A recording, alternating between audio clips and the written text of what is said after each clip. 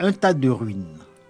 Voici ce qui reste des habitations de Danzerville. Les premières interventions portées par les jeunes du village pour circonscrire les flammes ont été vaines. Tout est parti en fumée. Les dégâts matériels sont importants. 26 familles sont sans abri. C'est la consternation dans le village. C'est ma voisin qui est parti m'appeler au marché là-bas. Ah, que maman, qu'il faut venir là, fais appris ton maison.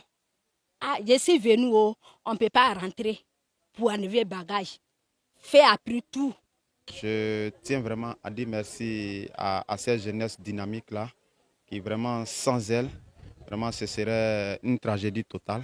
Et elle s'est débattue, aller dans les marigots, dans les bas-fonds, chercher de l'eau pour essayer d'éteindre le feu.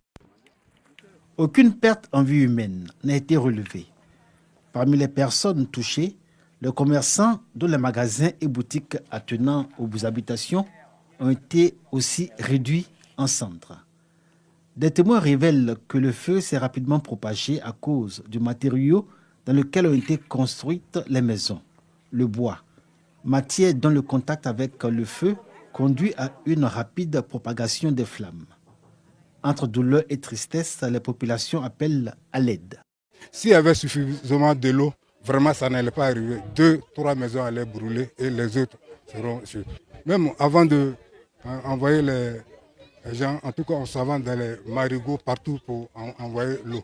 Les sinistrés ont bénéficié du réconfort des autorités préfectorales. Le préfet du département de Vavois a exprimé sa compassion et les a rassurés de la condescendance du gouvernement qui s'est toujours montré solidaire des populations à de tels moments.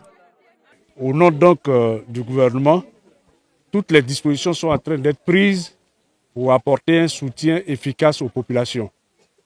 En cela, j'ai instruit le directeur régional de la solidarité, qui est, je crois, a envoyé une équipe pour recenser tous ceux qui sont victimes et les biens qu'ils ont perdus, de telle sorte qu'au niveau du ministère, des dispositions puissent être prises pour apporter un appui à toutes ces personnes-là.